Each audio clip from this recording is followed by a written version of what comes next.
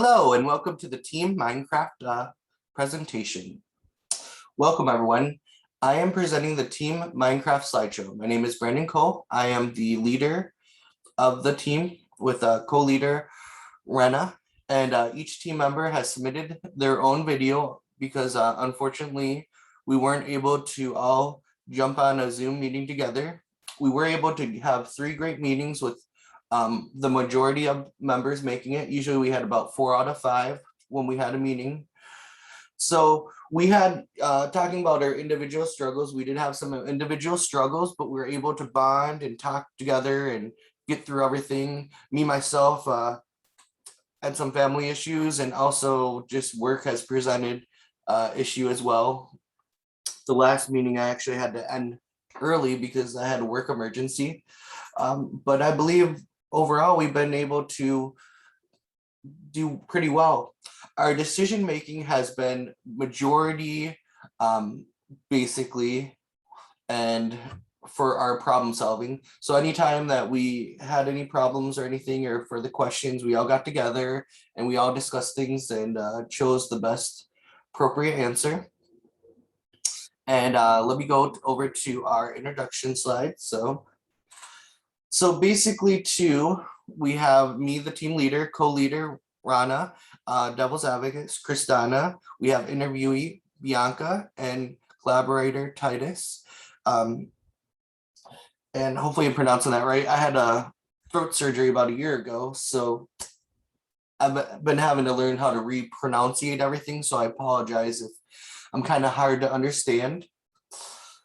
So we want to, one of the other issues we had is we wanted to interview all these different people, game influencers and game reviewers. One of the persons was Kensley and Angry Video Game Nerd. We tried Metal Jesus Rocks. Then we also tried Gamester81, which is local to Phoenix.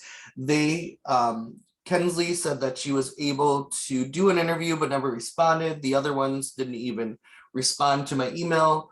So what we ended up doing is we had to overcome things. And one of the things that we overcame is I looked for my physical, I'm part of this physical gaming group, and I posted that we needed someone with knowledge of gaming in the gaming industry and a YouTube reviewer / influencer to do interviews. So I ended up finding Game Raver, and we also found out through problem solving that Bianca is a gaming major, and she's going for her bachelor's in gaming. So we found there was nothing against the rules that said we couldn't, interview one of our peers. So we thought Bianca was actually a great second person to do our interviews for. So during our problem solving and I think we had great group think and a synergy between everyone. We had a group text actively going. Chrisana was a great devil's advocate because she was a mother and could give us different view on video games that we didn't have before all this. So it was very great because we all went in everything going, oh yeah, video games are great, we all love them. And then she gave us a different point of view, about how video games affect kids and can be addiction. And anyways, I'm gonna go ahead and start the slide. So hopefully you enjoy it. We all spent a lot of work.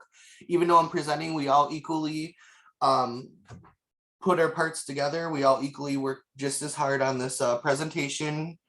I apologize, I do have a little bit of social anxiety. And again, like I said about my surgery, it might be difficult at times to understand me, but I'm gonna go ahead and start. So what popular culture means to us. We all kind of discussed on everything, but here's the basic sum of it. Trends that people find popular and that everyone wants in, also being part of something that creates mutual interest. Me, myself, we all, quite a few of us were actually gamers and played games when it comes to cell phone and stuff like that.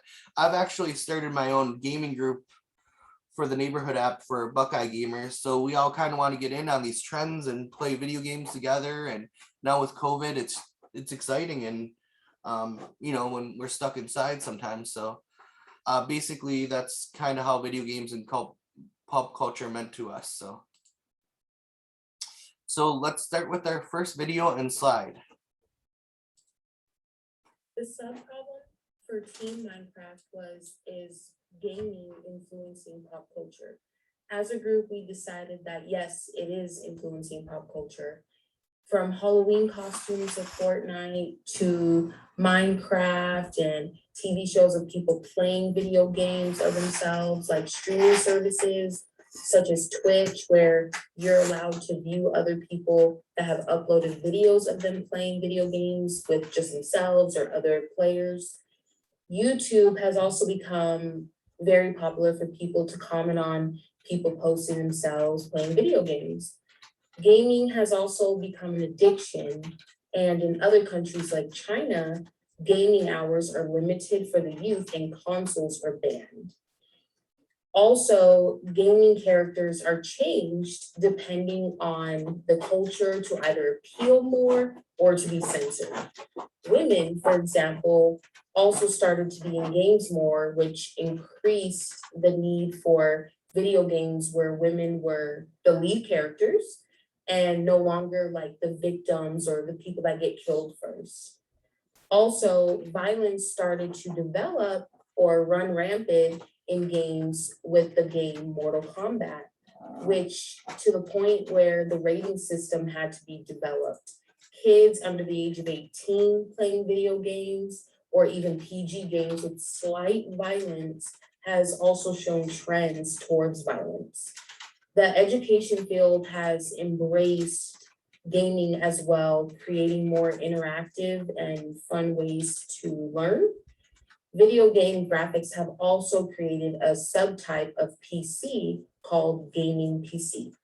So that is basically our sub-problem for gaming and the influence it has over pop culture.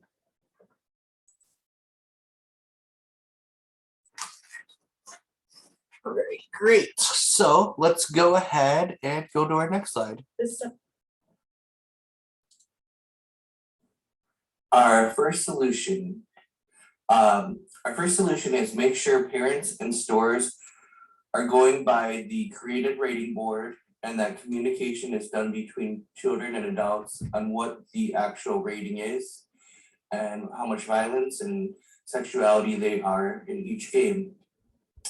Also, make sure kids are limited to what they play as well, and time limits, different things like that. Most video games actually now, the video game consoles themselves have a rating system built in.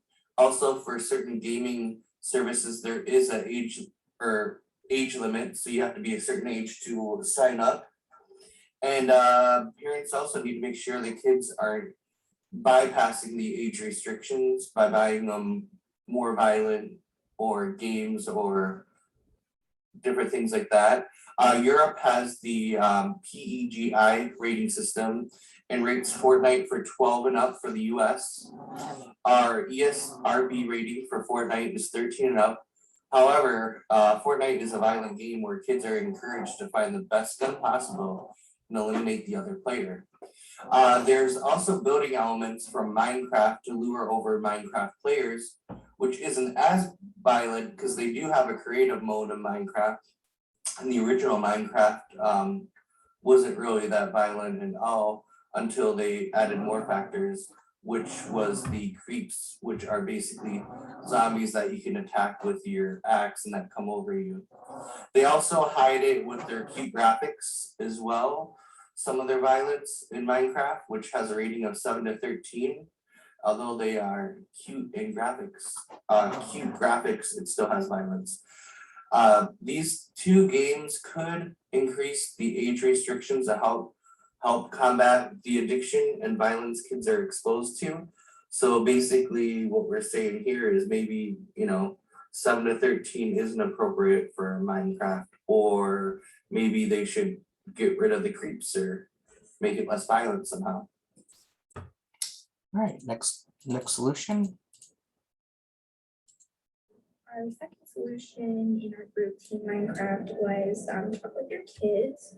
Chances are they might have a friend who has an older sibling or themselves that play the game as well, known as violent video games. Are they playing Grand Theft Auto is a good example. If they have already played it, discuss with them the controversial topics in the game. Grand Theft Auto was one of the most played and popular games. Rockstar Games recently announced they have a new Grand Theft Auto coming out and as well a remake of the older games. Talking to your kids to avoid this game, and if they are exposed to this game, you might have to have that hard conversation with them about the prostitutes and strip clubs that are unfortunately involved in this game. And also talking about why you shouldn't run over citizens or law enforcement or attack anybody. And also stealing and running as having a crime ring are all bad things in this game. Okay, great. Let's go ahead and go to the next slide. Oh, okay, I skipped one.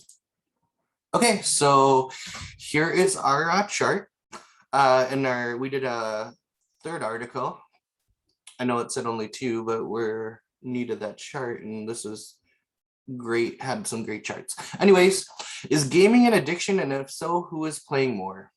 So basically we found this article, and it's about a parent who has 2 kids who are addicted to gaming, and not only were they get addicted to gaming, she noticed her son was more addicted than her daughter. So this article basically goes into how she put together some research on how it affects boys and girls differently. So boys are actually more likely to get sucked in and more addicted to games than girls are, but they can both be addicted. It just tends to influence boys more. So anyways, time for the next slide. So after going through everything and reading everything and all the discussions, I realized I was addiction. Basically, this is about half my collection. I'm still trying to unpack, but when I have free time, I try and play games. I haven't really had much time to play lately, but in the past, I've been really addicted and played games sometimes hours on end, from when I'd come home from work to wake up early to play games, you know? So I definitely have suffered with addiction, even though it's not so much or so bad right now. So I figured let's mention that. So here's our next slide. Hello, my name is Yuna, and I'm the co-leader of Team Minecraft. So I'm doing the second interview, and the second interview actually went through with one of our group members. Her name is Bianca, and her field is already involved in gaming, which worked out perfectly. It saved much time rather than having to look for someone else. Originally, I had messaged a suggested gaming influencer, and she replied, but she didn't respond to answering the questions. Unfortunately, I had to move on, and Bianca worked out just as great as ever. The 5 questions I continued with her was about what positive things have gaming brought about, and she happened to answer with they have given people a new way to tell stories. They give the player a chance to interact and be a part of the story. So as that, I assumed it was how, you know, some games have point of views and you can be a villain or a hero, and she had a great stating about that. And then another one would be a new medium of storytelling that we are still exploring. And then another great example is it brings the community together and people can join and create new friends online. Now, the second question that was asked to Bianca was, how have women characters in video games changed over time? And she explained that if the woman character was not being saved, they would just be sexualized, and if they were being saved, they were a damsel in distress.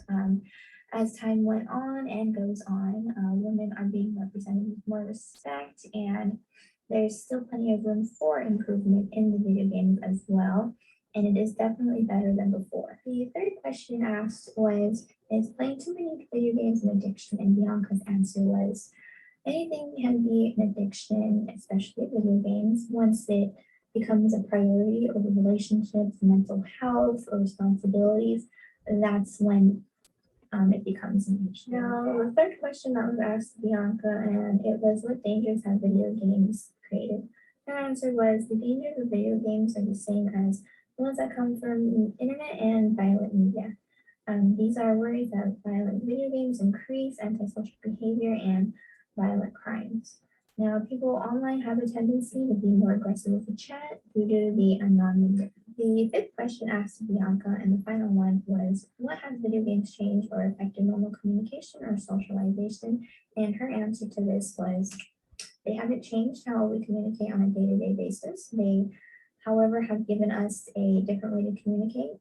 Some people are able to form connections and form memories over games, even with people across the world. People can work together as well as a team through games. Okay, great. Let's go ahead and go to the next slide.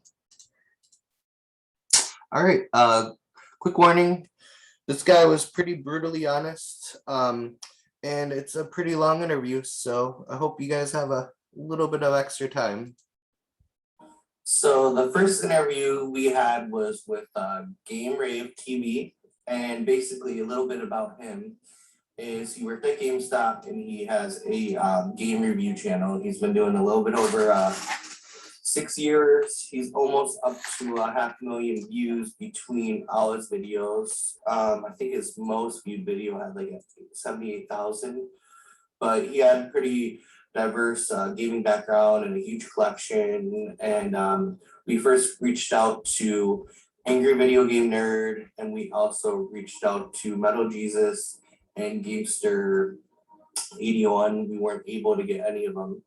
I also had another person that wanted to interview too, but they turned out that they were only 13 and they really didn't provide much information on the answers. But anyways, this is what we got from our interview.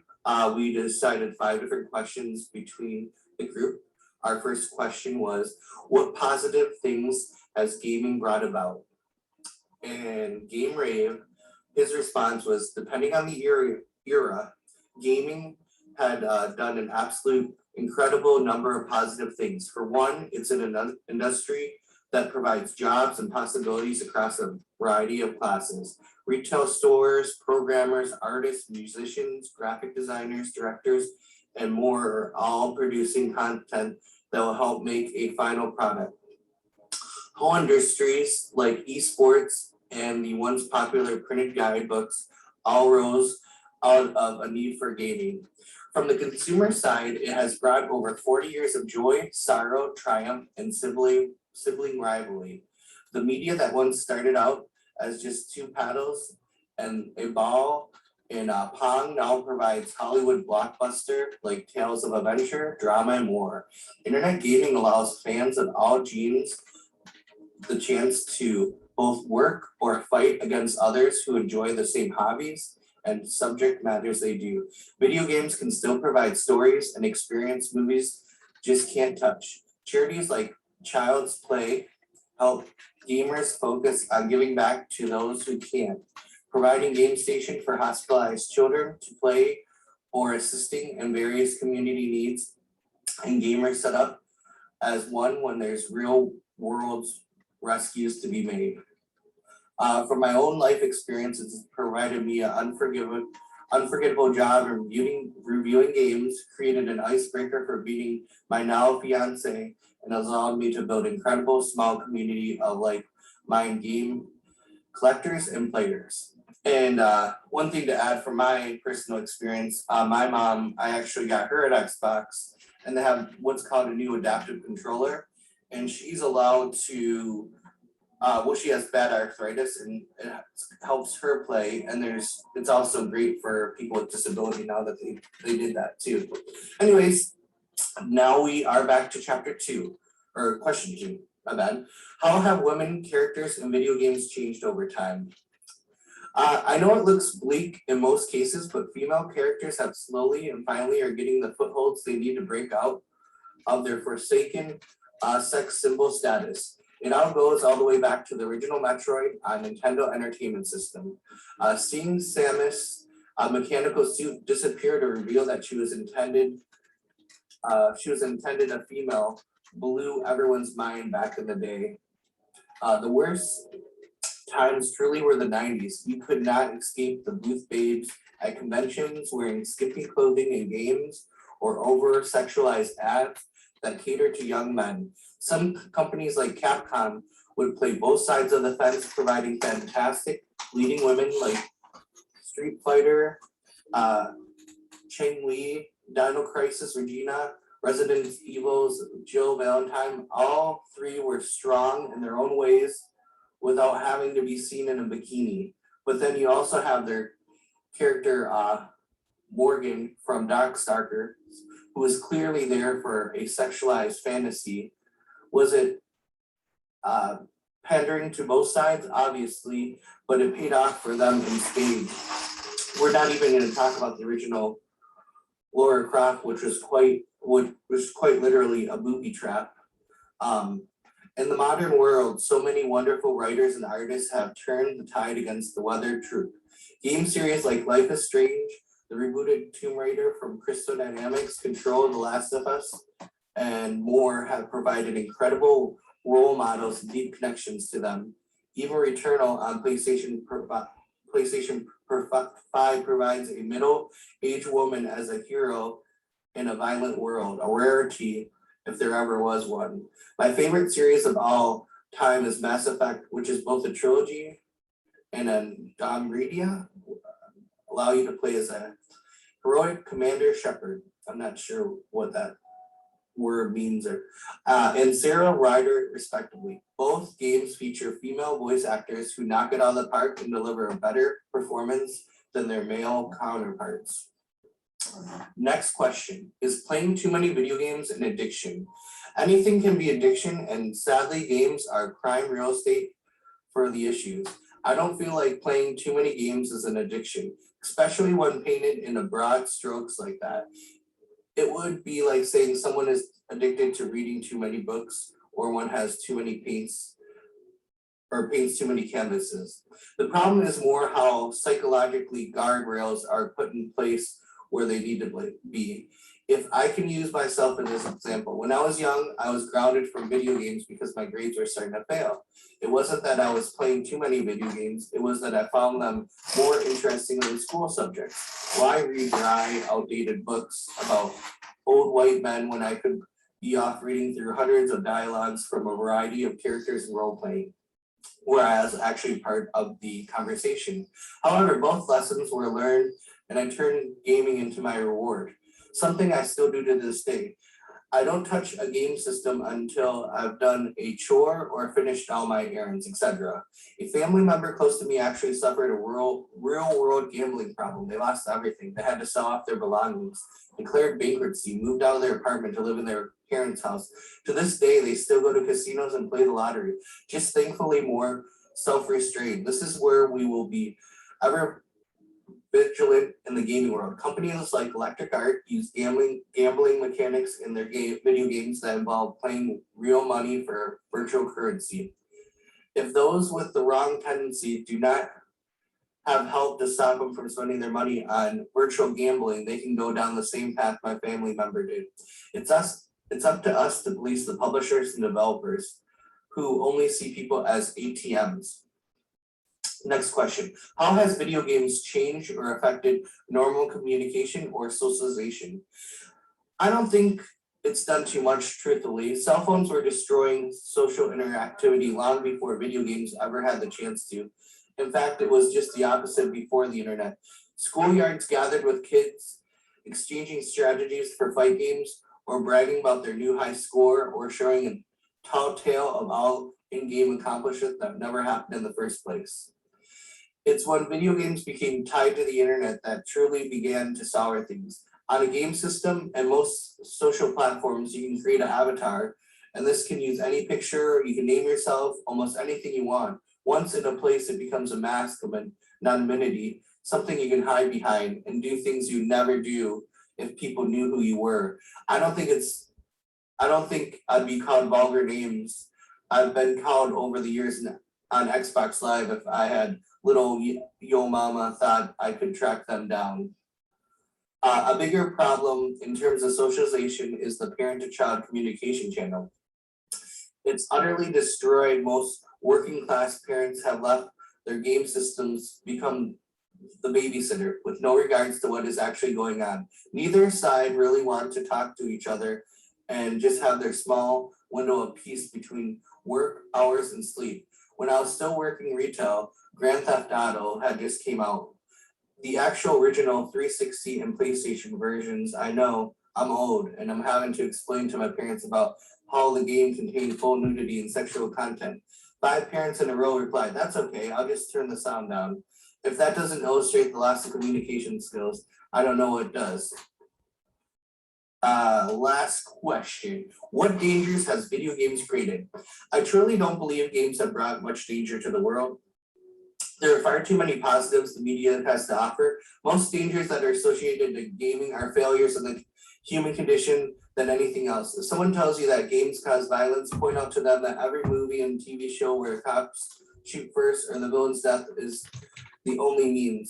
If someone tells you that video games make your brain rot, point them to the Facebook group who spreads false information without attempting to see them real selves.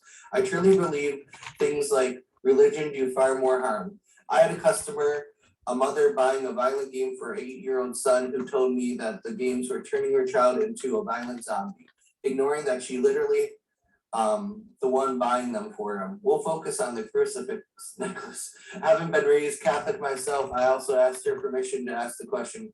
I quoted her, "Having read the Bible, the most violent person in the book is God. He literally killed almost everyone in the flood. Isn't that just as bad?" Without breaking aside or even pausing for reflection, she replied, "Well, yes." But she said he'd never do it again. So according to her, murder by God's school, just don't double tap. There's ever a danger video games has presented for over 40 years. It's a lie that one person can save the world. Anyways, that's from Game Brave. He's got a YouTube channel and I'll put links there. And thank you for everyone listening to our interview. All right, great. Now let's go ahead and go on to our next slide. In China, they are trying to find a solution by implementing a new law. This new law focuses on children who are under the age of 18. For the agents, they are only allowed to play for 1 hour between 8 p.m. and 9 p.m. On every other day, they are allowed 3 hours per week.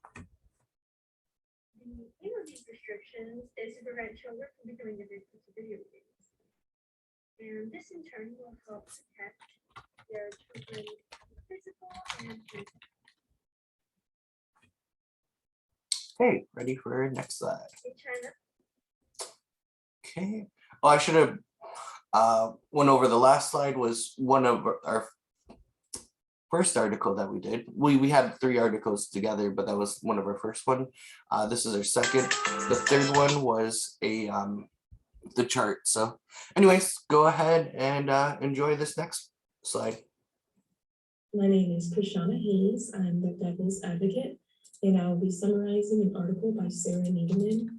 This article is in regards to a gender bias lawsuit against Activision.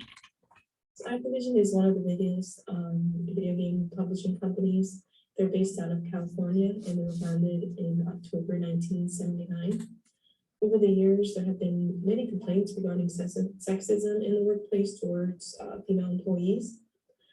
Questions have arisen as to whether or not video gaming culture is toxic towards women overall. The company has been accused of paying female employees less money than male employees, not being seriously considered for higher positions within the company, and being harassed by male employees in the workplace. Activision is not the only company that have been accused for being biased towards women. For many years, there have been issues within the many video gaming companies, not only in the workplace, but their video games as well. It took a long time for companies to have female characters in their games, and even when they were introduced, their presence and abilities were limited. This is a common situation in video games and family board games as well. A current employee at Xprize said there was much needed improvement regarding the treatment of women in the workplace, and they expressed that it looks like they're trying to some degree, even if it is small. All right, great. Everyone did such a great job, so I'm so proud of this team. So just anyways, so you can kind of see that we got a lot accomplished, some great meetings. The synergy was great. We had a lot of groupthink going on. So one of the things we ended up doing and discussed is we did an interactive learning game to kind of show you how video games have influenced the education field. So what we ended up doing is we had 5 different animals. We each chose one. We created a simple drag and drop game where you have to guess who chose what animal. And this kind of lets you guys get to know us better and interact with us more in the presentation. And we just thought it would be a cool idea and kind of indicate and show example how gaming has changed how we learn. So for example, this is kind of harder to do if you're on your phone, but I have proved you can do it on your phone. So you drag and drop and you just put it right there. I did we did this very simple. I mean, we didn't have too much time because we had to get the presentation done. So you just choose what you think, which animal we selected. And then once you're done, you're going to click down here to get the answer. And hopefully you're right. If you want to go ahead and share your answers or what you guessed or who you guessed right and the response, that'd be great. Part of the reason why we did that is we want to interact. We had a great synergy and we bonded and we got through some tough times together and we had a lot of fun and we wanted to share that with you guys and some of the ideas and stuff that we accomplished. So that's something we did too. All right, so here's our references. And the next thing we're going to go ahead and discuss is the additional things that we put in writing, but we didn't actually put in video. And that was if we were presented with a solution to a group of professionals trying to solve these problems, would our challenge, your solutions you provided, would the challenge or your solutions are provided adhere to them? So basically, would our solutions work? The rating thing, not so much because they're making so much money off Fortnite and Minecraft. I doubt that would work. But our second idea about, maybe talking to your kids and help educating them, and that actually has a good success rate of actually, working with kids. And also too, the last question, our definition of collective identity. So basically like gaming and as whole, like all these different groups, a good example is Fortnite that we talked about, where you actually play and it actually hosts concerts, real live concerts with musicians, and it has seasonal events every season where, I think one time they had like a black hole and stuff like that. Has just created such a group. Minecraft has created like a way to do like artwork, and they have like their own groups, and YouTube has like this whole thing where people broadcast everything. I think Minecraft was actually one of the big ones on Twitch for a while, so that created a lot of different things. Anyways, I want to thank everyone in my group. Even though I presented, it's just because we were unable to get together all for this call. That's why we all submitted videos and we're able to work remotely. Everyone participated and did a good amount of work. I really enjoyed working with this team. Bianca did this beautiful Minecraft theme. One of these images in the background is Minecraft actually now does ray tracing. So that's kind of cool that we have that image. These are our references right here where we got our information. And anyways, I hope you enjoyed it. And yeah, we'd like to see some responses to the little game that we put together. I know it's kind of simple and we wanted to do something more complex, but as with everything, we ran out of time, and I hope you guys enjoyed this presentation. Thank you. Everyone have a great day.